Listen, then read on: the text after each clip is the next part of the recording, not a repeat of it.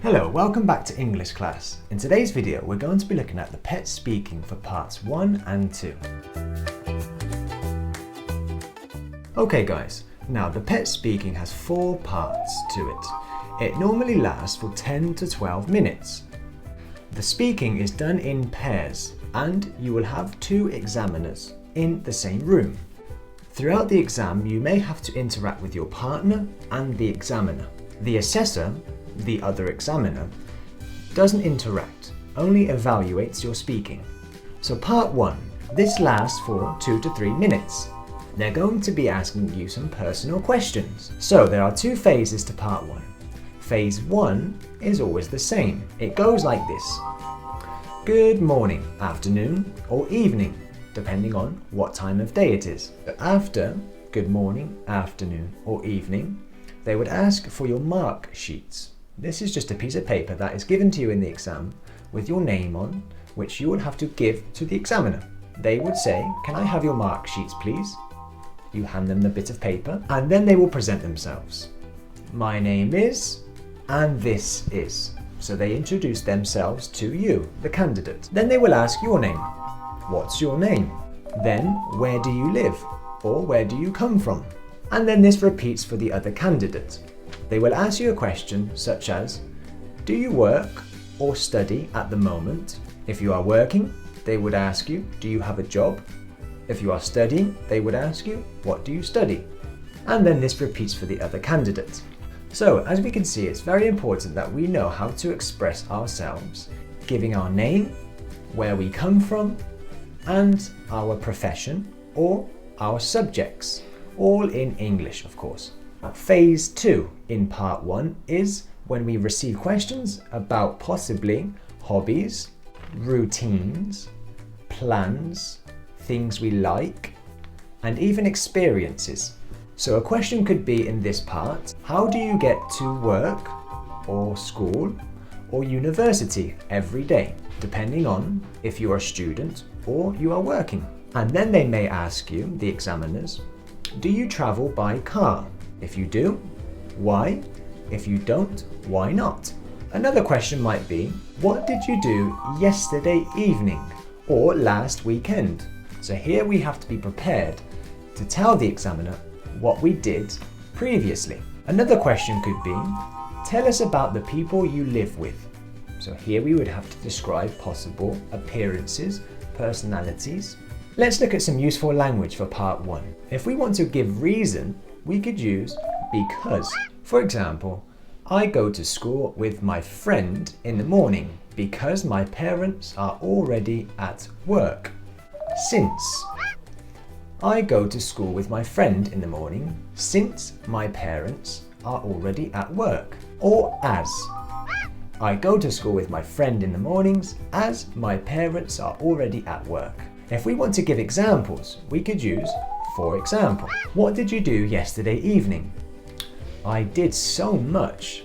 For example, etc., etc. Such as. Yesterday evening I did so much. Such as studying, playing video games, talking with my friend, etc., etc. For instance, yesterday I did so much. For instance, I relaxed on the sofa, I watched a film, etc., etc. If we want to talk about results, we could use something like in order to. I usually practice the guitar with my sister in order to get better. 2. I usually play the piano with my mother to really improve my piano skills. Or 4 plus ing.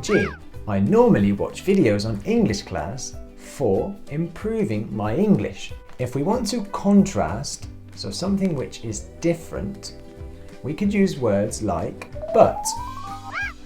For example, I like pizza, but I prefer lasagna. Although, I do like summer weather, although I do like winter too.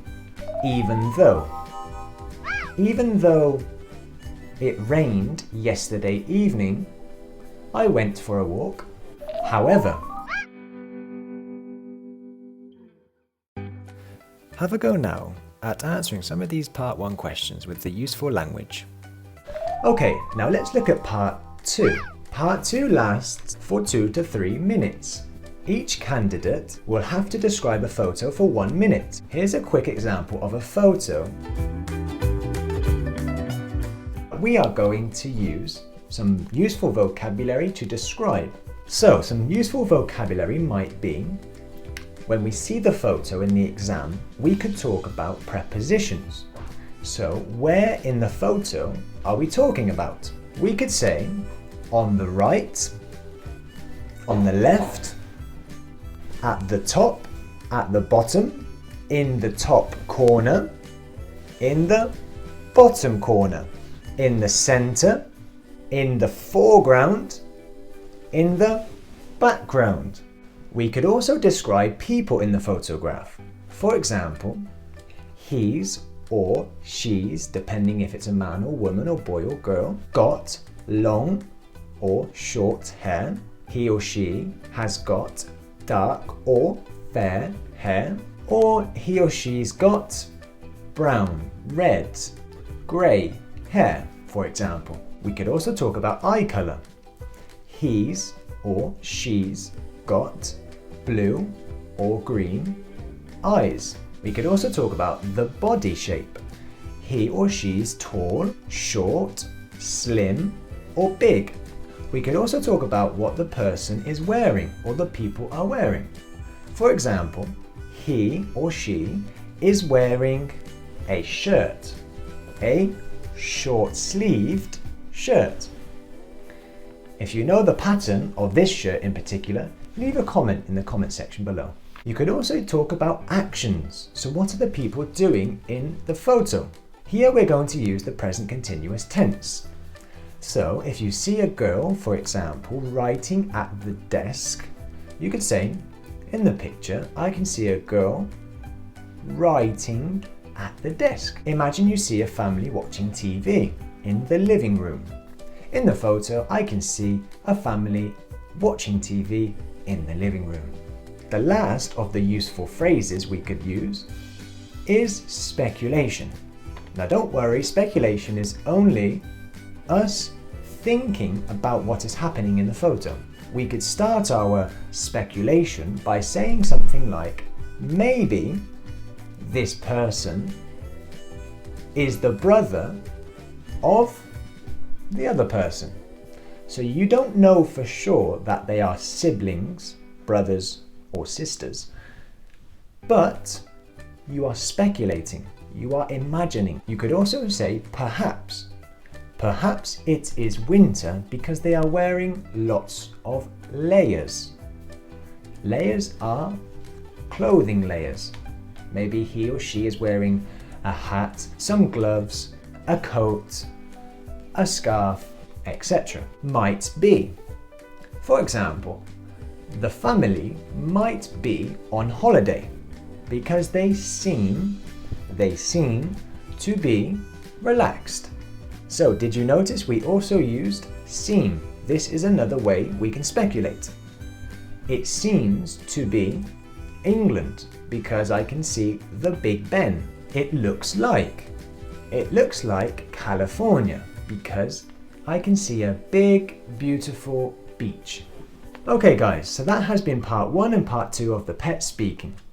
If you would like to see part 3 and 4, click this link here to take you to the next video. So, have a go now at describing this photo using some of the useful phrases we've just discussed.